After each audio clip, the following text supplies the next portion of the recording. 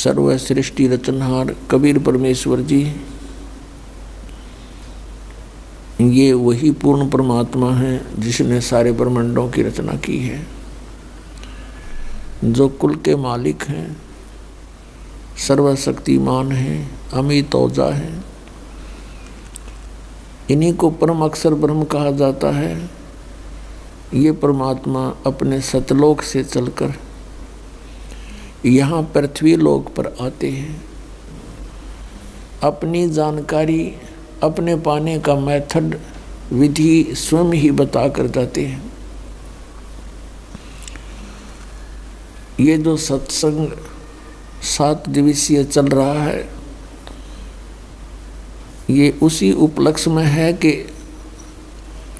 फाल्गुन सुदी द्वादशी यानी फाल्गुन उतरते की दवास दिन के 10 बजे परमात्मा इस पृथ्वी लोक पर एक साधु संत रूप में प्रकट हुए थे। आदरणीय गरीबदास साहिब जी गांव छुडानी, जिला झज्जर, हरियाणा प्रांत, भारतवर्ष में उनको आकर मिले थे। उस अपनी अच्छी आत्मा को, नेक आत्मा को तत्व ज्ञान से परिचित कराया था, अपना सचखंड सतलोक दिखाया था, सभी ब्रह्मांडों की, सभी इन देवों की स्थिति से परिचित करवाया था और फिर उस आत्मा को वापस पृथ्वी पर शरीर में छोड़ दिया था। उस पुण्यात्मा गरीबदास साहिब जी ने आँखों देखा परमात्मा का सब ऊपर का जो ज्ञान है, आँखों देखा वर्णन किया। गरीबदास साहिब जी ने कहा कि हम देखा सो सच है और सकल प्रपंच, हमने जो देखा और बताया ये सत्य है, बाकी जो भी आपको ज्ञान प्राप्त है वो व्यर्थ है। ऋग्वेद मंडल नंबर 9 सूक्त नंबर 86 मंत्र 26 और 27 में, ऋग्वेद मंडल नंबर 9 सूक्त 82 मंत्र 1, 2, 3 में, ऋग्वेद मंडल नंबर 9 सूक्त 1 मंत्र 8 और 9 में, ऋग्वेद मंडल नंबर 9 सूक्त 20 मंत्र 1 में, ऋग्वेद मंडल नंबर 9 सूक्त 96 मंत्र 16 से 20 में, ऋग्वेद मंडल नंबर 9 सूक्त 94 के मंत्र 1 में। इनमें ये वैसे तो बहुत सारे, ढेर सारे मंत्र हैं जो परमात्मा की महिमा को बताते हैं। इन मंत्रों में जो अनुवाद करता है वो उनका स्वयं का जो मानना है कि परमात्मा निराकार है, और वो उनका अनुवाद करता वही है जो परमात्मा को निराकार बताते थे। वो कौन है? महर्षि दयानंद के अनुयायी, उसके चेले, उन्होंने अनुवाद किया हुआ है। और यह मेर मालिक की कि उन्होंने ये यथार्थ अनुवाद कर दिया, जबकि वो भगवान को निराकार मानते, उनका फाइनल फैसला है ये। वो सुनना भी पसंद नहीं करते कोई ये कह दे भगवान नर आकार है, साकार है। और ये खेल मालिक का देखो, उन्हीं के कर कमलों से वेदों का अनुवाद सही यथार्थ करवा दिया। उनको शायद ध्यान भी ना होगा हमने क्या लिख दिया, क्योंकि परमात्मा बड़े दयालु हैं, उनके हाथ में सब रिमोट है। यदि ये दास अनुवाद करता, दास अनुवाद करेगा वो तो कति 100% सही होगा, ये तो आप सत्य मान लेना। क्योंकि हमने सत्य का सहारा मिला हुआ है, हमारे को सत्य साहेब, सच्चे भगवान कबीर परमेश्वर का सिर पर पंजा प्राप्त है। तो हम जो कहेंगे वो सारी ही सच्ची होंगी। लेकिन परमात्मा के बच्चों को इस दास की बात पर इतना विश्वास नहीं हो पाता, क्योंकि उनको ये कहने का अवसर मिल जाता कि रामपाल किया हुआ अनुवाद कैसे विश्वसनीय हो सकता है, क्योंकि वो संस्कृत भाषा नहीं जानता। और यही बिजली अभी तक गिरी हुई थी। परमेश्वर ने 600 वर्ष पहले ज्ञान दे दिया था, जो वेदों में, पुराणों में, गीता में विद्यमान है, कुरान में विद्यमान है, बाइबल में विद्यमान है। और इन काल के दूतों ने, ऋषि, महर्षि, ब्राह्मणों ने, काजी और मुल्लाओं ने ये कह कर के परमात्मा को रिजेक्ट कर दिया था कि ये अशिक्षित है, ना ये फारसी जानता, ना उर्दू पढ़ा, ना ये अरबी पढ़ा, और न ही ये संस्कृत भाषा जानता है, तो ये झूठ बोलता है। और ये स्वाभाविक है ये मान लेना कि जो संस्कृत नहीं जानता और वो संस्कृत के सदग्रंथों के बारे में जो बात कहे और उसके विपरीत दूसरे संस्कृत भाषा जानने वाले कहें, तो उसकी बात विश्वास नहीं हो सकता। ऐसा ही बना रहा। आज भी ये ज्यों की त्यों स्थिति रह जाती यदि दास अनुवाद करता और फिर आपको समाज में या भक्तों को देता, तो उनको विश्वास नहीं होता और ये कमजोरी और रह जाती।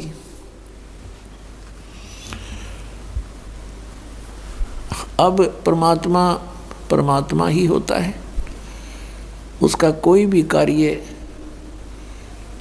उसमें कोई भी कार्य में त्रुटि नहीं हो सकती। अब इन्हीं के द्वारा लिखवा दिया सच्चाई, अब आपके रूबरू कराते हैं। परमेश्वर ने 600 वर्ष पहले कहा था, परमेश्वर कबीर देव जी ने, कबीर साहब ने, कि वेद मेरा भेद है, मैं ना मिलूं वेदन के माही, और जौन वेद से मैं मिलूं वो वेद जानते नहीं। चारों वेद मेरी महिमा का गुणगान करते हैं, लेकिन मैं उन वेदों में वर्णित विधि से प्राप्त नहीं हो सकता, क्योंकि मेरे पाने की विधि उसमें नहीं है, वो गुप्त रखी है परमात्मा ने। वो लिखी थी सूक्ष्म वेद में, काल ने नष्ट कर दी। फिर परमात्मा उस ज्ञान को देने के लिए स्वयं चल कर आते हैं सतलोक से। अब आपको उन वेद मंत्रों से रूबरू कराते हैं जो उन्हीं के अनुवाद है, और उन्होंने थोड़ा बहुत कोई त्रुटि की भी है तो उससे ही सोल्व हो जाती है वो प्रॉब्लम। ये देखिएगा, ऋग्वेद ये 9-10 मंडल इकट्ठा ही अनुवाद है। ये कहाँ से प्रकाशित है ये देखिए। प्रकाशक हैं सार्वदेशिक आर्य प्रतिनिधि सभा, महर्षि दयानंद भवन, रामलीला मैदान, नई दिल्ली। ये इनके फ़ोन और फैक्स नंबर हैं।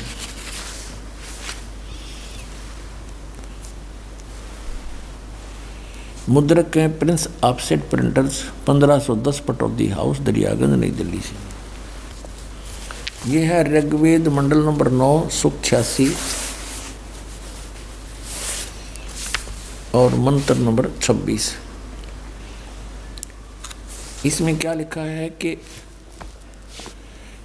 यज्ञ करने वाले यजमानों के लिए परमात्मा, यज्ञ माने धार्मिक अनुष्ठान करने वाले, यजमान माने भक्त, भक्तों के लिए परमात्मा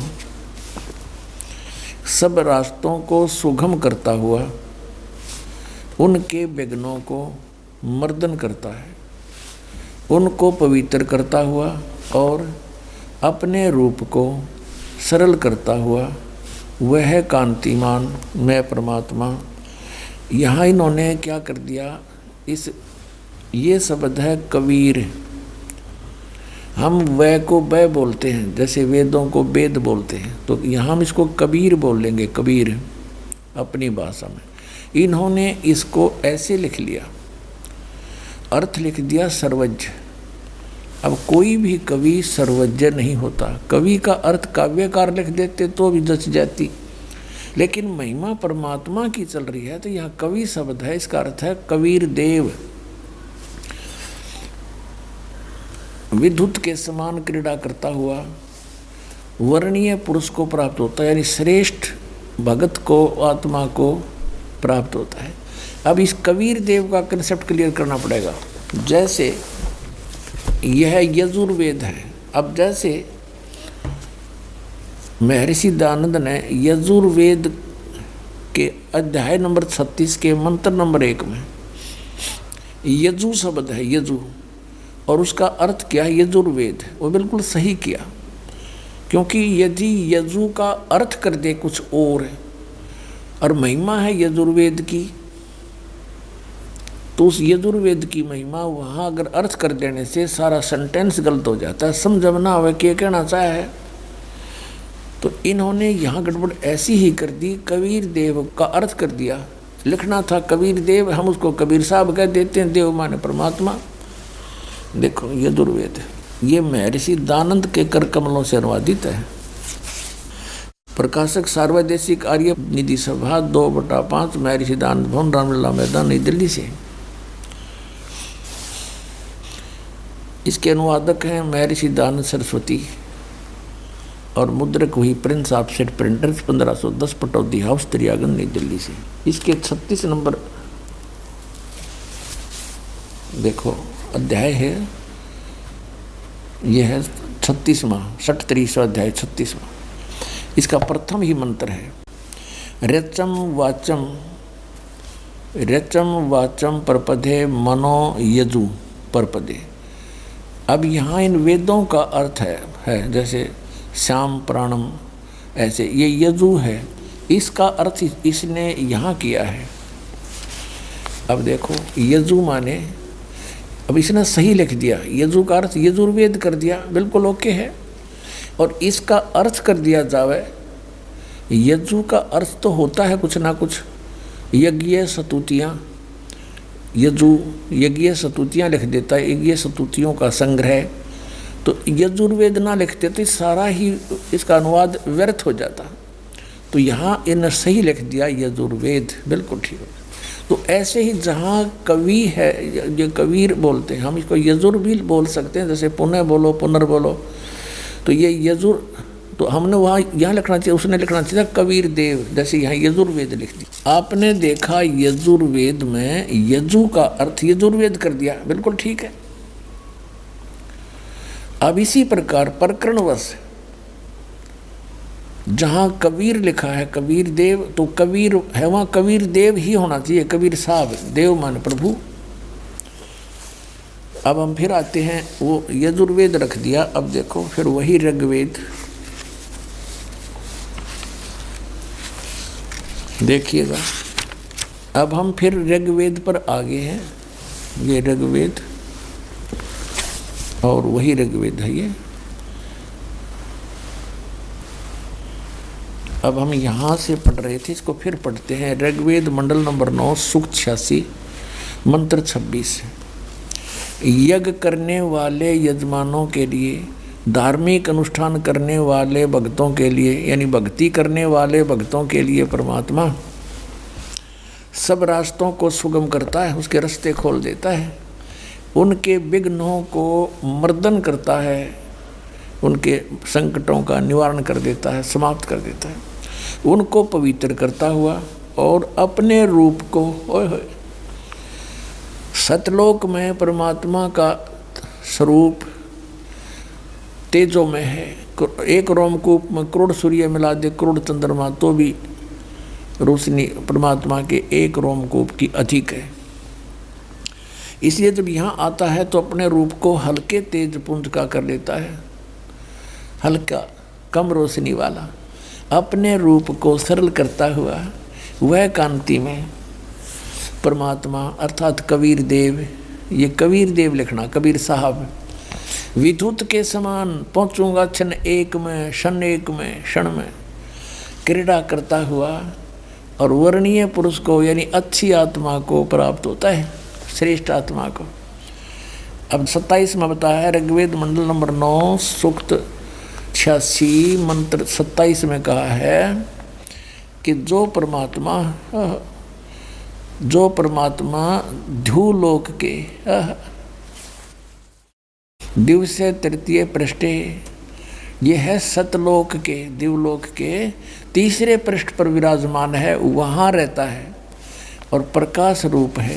अब देखो ऋग्वेद मंडल नंबर 9 और सूक्त 82 का, ऋग्वेद मंडल नंबर 82 और मंत्र नंबर 1। सर्वोत्पादक प्रभु, सबकी उत्पत्ति करने वाला परमेश्वर, प्रकाश रूप, सद्गुणों की वृष्टि करने वाला, पापों के हरण करने वाला है। वह राजा के समान, राजा के, ये 269 पे और ये 270 पे देखो, इन्हीं का अनुवाद 270 पे। राजा के समान दर्शनीय है, राजा के समान यानी नर आकार है, मनुष्य दृश्य है, देखने जोगा है, साकार दिखाई देता है। वह पृथ्वी आदि लोक लोकांतरों के चारों ओर शब्दमान हो रहा है। वह वर्णीय पुरुष को, श्रेष्ठ भगत को, श्रेष्ठ आत्मा को, जो दृढ़ भक्त है उसको पवित्र करता हुआ प्राप्त होता है।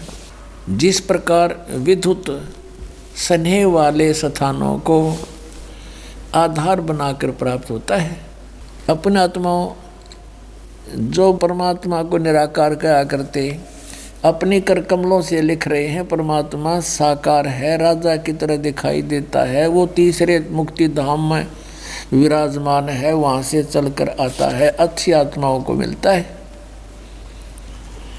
इनके विषय में कहा है, मोती मुक्ता दर्शत नाही, ये जग है सब अंदरे, दिखत के तो नैन चश्म, इनका फेरा मोतिया बंदरे। जिसका मोतिया बंद हो जाना आँखों में, उनकी आँख तो ऐसी लगती है जैसे स्वस्थ हैं, इनका कोई डिफेक्ट नहीं और उनको दिखता कति नहीं। ऐसे ही ये विद्वान दिखाई दे थे, बड़े पहुँचे हुए हैं, समाधिष्ट दिखें, और बताओ निराकार परमात्मा ने, और वेदों का उन्हों के वेदों में परमात्मा निराकार है। ये फूटे भाग इनके डबो दिया सारा मानव समाज, इनको संस्कृत भाषा के ज्ञाताओं को, इनको परम विद्वान मानकर हमने इनकी सब बातों को सत्य मान लिया, और ये 100% झूठे थे। इनको कक का पता नहीं था अध्यात्म मार्ग का, ना वेदों का, ना महर्षि दयानंद को, ना इसके अनुयायियों को, और ये डबो गए कितने समाज को। ऐसे ही अन्य जितने भी आज तक के ऋषि महर्षियों के विचार हैं, आप पढ़ कर देख लो, सुन कर देख लो, परमात्मा को निराकार बताते हैं। और ये धन धन सतगुरु राधा स्वामी पंत, जय गुरुदेव पंथाड़े, ये बात बनाओ सतलोक जाने की, और वानों का भगवान तो है ही नहीं, प्रकाश ही प्रकाश है, चेतन ही चेतन है। वह मोक्ष प्राप्त प्राणी ऐसे परमात्मा में लीन हो जाता जैसे बूंद समुद्र में। बता, ये इनके विधान है।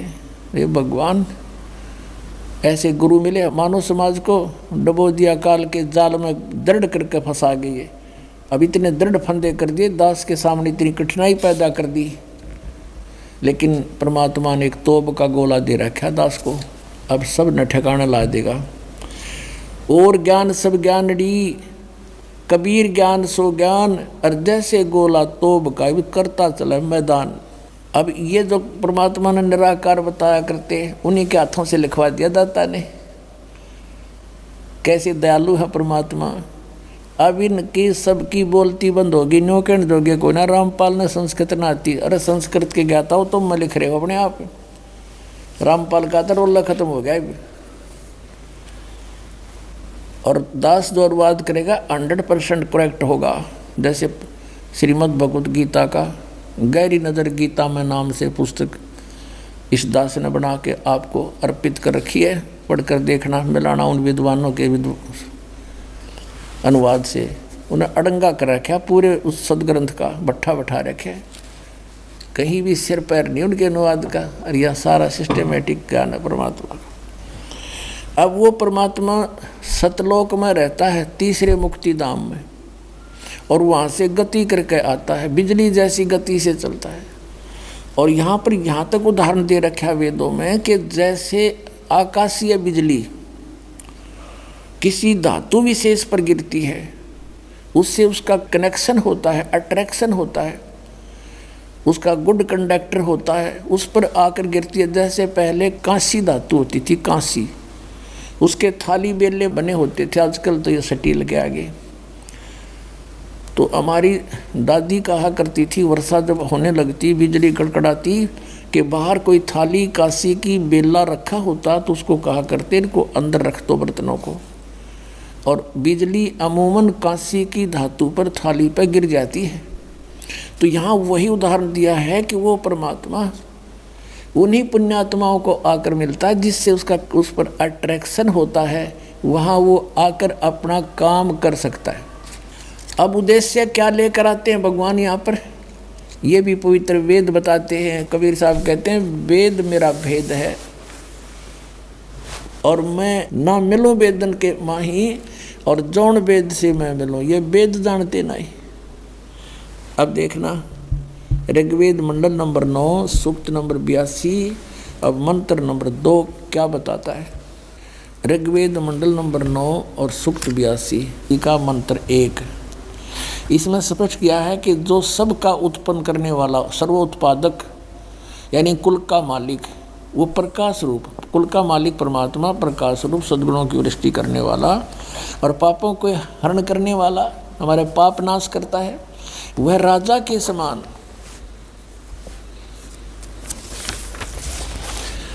राजा के समान दर्शनीय है, देखने जोगा है। वह है पृथ्वी आदि लोक लोकांतरों के चारों ओर शब्दमान हो रहा है। वह वर्णीय पुरुष को यानी अच्छी आत्मा को, जो दृढ़ भक्त है, उसको पवित्र करता हुआ प्राप्त होता है। और कैसे प्राप्त होता है, जिस प्रकार विद्युत आकाशीय बिजली स्नेह वाले स्थानों को आधार बनाकर प्राप्त होता है, यानी उस धातु पर ही गिरता है जिस पर वो आ सकती है। अब ऋग्वेद मंडल नंबर 9 सूक्त नंबर 82 के मंत्र नंबर 2 में क्या स्पष्ट किया है, वो किस उद्देश्य से आता है। हे परमात्मन, उपदेश करने की इच्छा से आप, यानी ज्ञान देने के लिए आप महापुरुषों को प्राप्त होते हो, और आप अत्यंत गतिशील पदार्थ के समान हमारे आध्यात्मिक यज्ञ को प्राप्त होते हैं। आप कबीर देव हैं, कितनी क्लियर कर दिया वेद ने, आप कबीर देव हैं, या कबीर देव लिख दें बस, इनकी व्याकरण भी बनी रहे ठीक ठाक। आप कबीर देव हैं, सर्वज्ञ तो परमात्मा ही हो सकता, कवि नहीं हो सकता, जैसे ये कवि का अर्थ मानते हैं। शुद्ध स्वरूप हैं, हमारे पापों को दूर करके हे सोम, हे अमर परमात्मा हमको सुख दे। और ऋग्वेद मंडल नंबर 9 सूक्त 82 मंत्र 3 में, पवित्र यज्ञों में रक्षा से आप प्राप्त होते हैं, पृथ्वी आदि लोक लोकांतरों में गति करते हुए सर्वव्यापक